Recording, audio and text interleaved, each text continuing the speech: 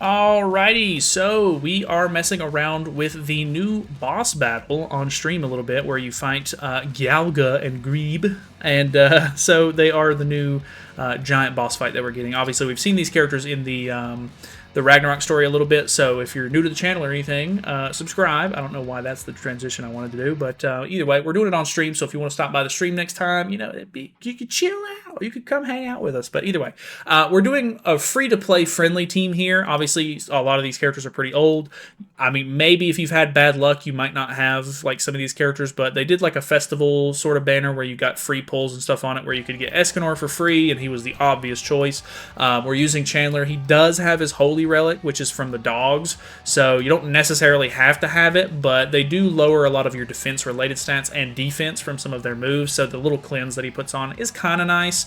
And then Brunhild is just a good single-target attacker. The main thing that you're going to have to worry about with this team, or this fight in general, is that you're basically fighting the red one, who is basically just the one ultimate. If you read this passive right here, this one right here, don't pay attention to me clicking on the wrong one.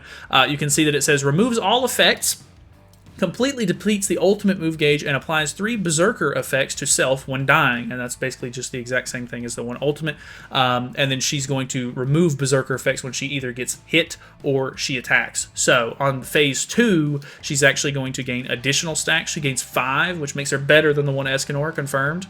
Once you kill off all of the stacks for the character, it immediately kills off her teammate as well, so they both die. So it's not really even that bad. We're not even using food. Obviously, I'm a bit of a late game player, so these characters are a bit invested into, but really not too bad. Everybody's pretty much told me in the chat already that if you have like more modern units or anything like that, you can basically just use much better units. The demon team is apparently pretty good for this. Some people are saying that you can use a human team with Roxy and stuff to sort of just blow through a lot of HP and stuff like that. So this team is a bit slow, I'll be honest with you, but overall, the mechanics of the fight are kind of what you're worrying about. They really don't do a whole lot of damage to you. The only thing that I was even worried about to begin with was the fact that their ultimate increases crit chance and crit damage and crit chance by, I think, 50%, which sounds like it would be really bad, but it literally did like 0 damage to Chandler. So it really wasn't even that bad.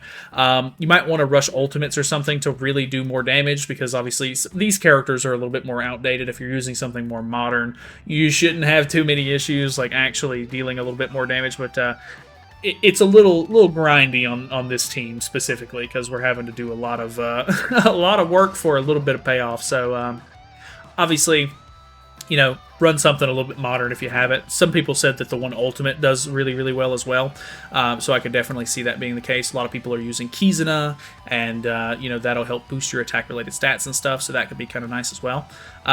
She is going to ult me here just in case I don't kill, which I don't think I'm going to, which it doesn't really matter. I mean, if we did kill, it would reset her ultimate move gauge, which could be nice, but you can see our damage is just a little wimpy. I don't know if it's just the fact that these characters are just super tanky, or if the fact that we're using old characters here. I'm assuming it's maybe a little bit of both, but either way, you know, we're just gonna use what we can use here, trying to be a little bit more free-to-play conscious, just so that way, if you guys are maybe not as new, or like maybe if you are newer, or you just don't have some of the like new broken OP units, you might still be able to pull something off here. So she has full ultimate move gauge. I don't know if this card's going to be able to kill or not, but he does have 3 stacks that we need to get rid of. So I'm going to go for this and hope that we kill this phase, but if he doesn't, which we don't, the first attack that that she deals to us will actually end up killing her. So she is using 3 attacks. So a little bit unfortunate, because she's going to be left with 1 Berserker stack, but it is what it is. No big deal. We'll just eat the tack. She's gonna kill herself and her teammate. We'll get to see the cool little transition that happens here, which is kind of cool. You'll see it right here. They're really goofy, and this little like pose animation that they do right here, or no, I think it's the beginning animation, really reminds me of the Ginyu Force, which I think is kind of funny. So either way, we don't have any counters, unfortunately. but not too big of a deal. They are debuff immune, by the way. I didn't mention that earlier, but yeah, they cannot be debuffed at all. So don't worry about trying to like disable them with Chandler or anything like that. It's not really going to be that big of a deal. So just focus on damage. Obviously, single targets do more damage to a single target, so you know, just use those as much as you possibly can. That's why we're using ultimate, or the one, not the one ultimate, and we're using Brunhild here, because they both have just 2 single target attacks. So I think the counter is a little bit nice, because, you know, obviously they're taking some of their HP down just by attacking into you, but, you know, it's not really that big of a deal. Luckily, we don't get any of our ultimate move gauge or anything, like, really set back in this fight, so that's kind of nice. So we can kind of just try to use these to maybe get a kill here and put the character into like final flame, so that way we can worry about the stacks at this point. But there we go. She has 5 stacks in the second phase, so unfortunately she's only attacking twice. Which means that we literally have to wait for it to go back to our turn to take 1 stack off. So that's a little bit of annoying, but you can kind of see where it goes. It's not really that difficult of a fight. Everybody's kind of told me that it's pretty easy, so hopefully you don't have too much trouble with it.